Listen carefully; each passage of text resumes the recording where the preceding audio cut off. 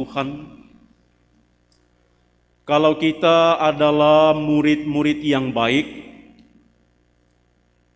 anak sekolah yang baik, siswa yang baik, mahasiswa yang baik, ketika kita melakukan kesalahan, ada rasa takut dalam diri. Kalau mau bertemu dengan guru, dengan pembimbing, ataupun dengan dosen. Seorang murid yang baik, ada ketakutan dalam dirinya ketika ia sudah melakukan kesalahan, sudah melakukan pelanggaran. Tapi kalau murid yang tidak baik, saya tidak paham atau tidak mengerti apakah ada juga rasa takut itu kalau dia melakukan kesalahan. Kita mendengar, kita membaca, kita merenungkan bagaimana peristiwa kisah sengsara Yesus. Di sana kita mendapatkan, di sana kita berjumpa ada murid-muridnya yang menjadi pengkhianat. Yudas Iskariot. Juga kita menemukan di sana murid yang menyangkal. Petrus menyangkal 3 kali sebelum ayam berkokok.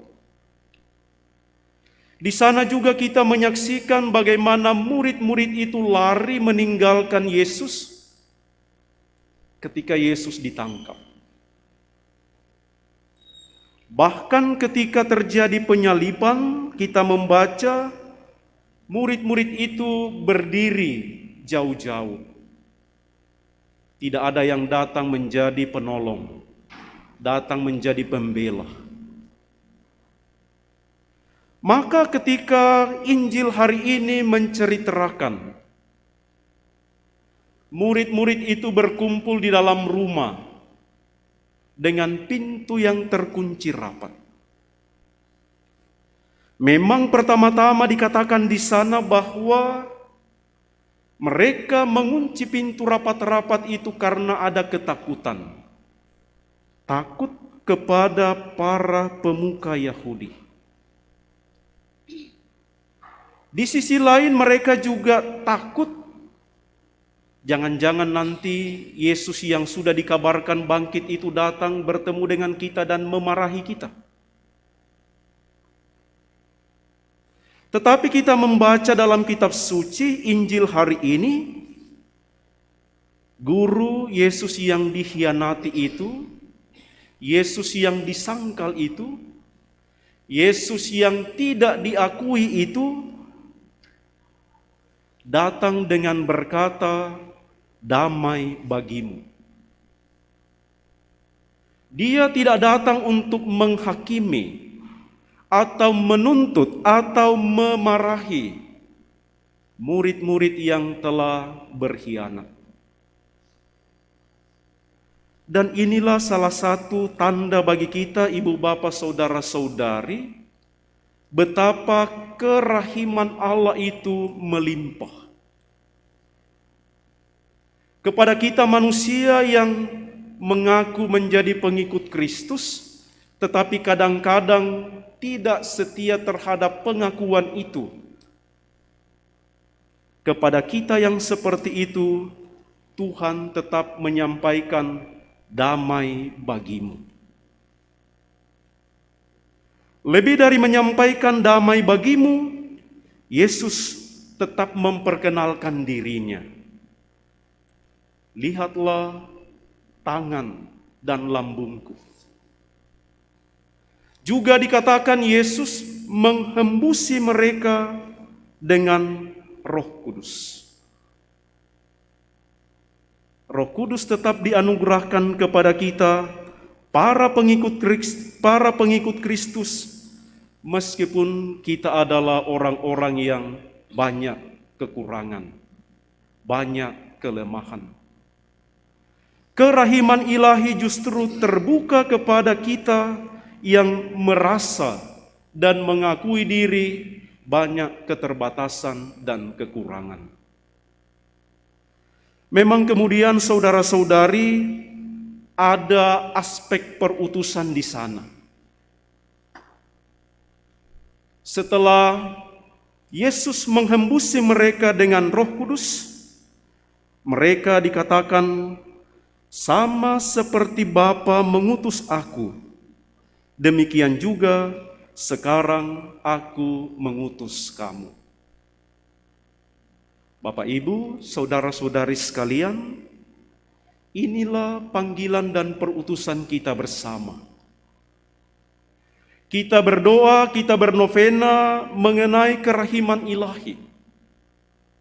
Kita mengungkapkan permohonan dan intensi wujud-wujud kita selama novena kerahiman ilahi.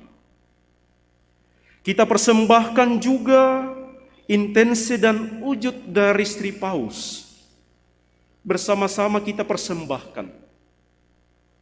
Maka melaksanakan tugas perutusan itu menjadi kebersamaan kita. Tidak ada di antara kita yang boleh mengecualikan diri. Oh, saya tidak menyampaikan intensi itu, jadi biar saja saya tidak ambil bagian. Kata-kata Yesus dalam Injil hari ini, sama seperti Bapa mengutus aku, demikian juga sekarang aku mengutus kamu. Barangkali kita semua juga punya pengalaman dalam hal mengikuti Yesus, sama seperti Thomas. Ada keraguan-raguan, selalu bertanya, selalu membutuhkan pengalaman melihat. Dan saya rasa itu bagian dari cara kita beriman. Kadang-kadang kita merasa kalau tidak ada buktinya Tuhan mengabulkan doa saya tidak percaya benar Dia Maha Baik. Kalau saya tidak melihat, tidak mengalami Tuhan menyembuhkan sakit saya tidak percaya. Proses menjadi beriman menghantar kita dari sikap ragu-ragu, mestinya melompat kepada pengakuan seperti Thomas. Pengakuan, ya Tuhanku dan Allahku. Dan kita berbahagia, kita bergembira karena kita semua disebut sebagai berbahagialah mereka yang tidak melihat namun percaya. Kita semua tidak pernah melihat Yesus menampakkan diri kepada kita seperti kepada para rasul. Kita juga tidak pernah bisa memaksa Yesus yang bangkit datanglah menampakkan diri di kamar saya. Tidak pernah kita bisa memaksa. Kita tidak pernah melihat bagaimana Yesus datang menunjukkan tangan dan lambungnya yang terluka. Hanya orang-orang tertentu yang mengalami itu. Tetapi kita tetap menjadi orang-orang yang percaya. Kita tetap percaya meskipun tidak melihat. Dan itulah sukacita dan kegembiraan kita karena Yesus mengatakan kepada kita bersama, berbahagialah mereka yang tidak melihat namun percaya. Mari kita mohon dalam perayaan Ekaristi ini, Ibu Bapa Saudara-saudari sekalian, betapa besar kerahiman Allah bagi kita putra-putrinya. Betapa besar Allah memberikan kerahimannya itu kepada kita. Dan mari kita mohon semoga kerahiman ilahi itu kita lihat, kita alami dalam hidup sehari-hari. Banyak peristiwa yang kadang-kadang terlewat begitu saja, tetapi sebenarnya itulah kerahiman Allah bagi kita. Ketika Anda menerima diri apa adanya, tidak ingin menyesuaikan diri dengan yang lain, karena memang dia begitu, tetapi menerima diri apa adanya dan mensyukuri diri sebagai ciptaan yang maha luhur juga. Ketika Anda mampu berdoa dan memberi ampun kepada saudara-saudari yang menyakiti, ketika Anda mampu berdoa dan memohonkan berkat bagi orang yang menyakitimu, itulah kerahiman Allah dalam hidup kita. Ketika Anda juga berdoa mohon keselamatan jiwa-jiwa orang yang sudah meninggal, itulah tanda bahwa Anda mengalami kerahiman Allah dalam hidup ini. Dan semoga pengalaman kerahiman ilahi ini membuat kita berani memberi kesaksian di dalam hidup, di tengah keluarga, di tengah masyarakat tentang kebaikan Tuhan. Bacaan pertama menggambarkan kepada kita bagaimana rasul-rasul yang sudah mengalami kerahiman ilahi itu berani memberi kesaksian dan banyak orang yang diselamatkan karena kesaksian itu.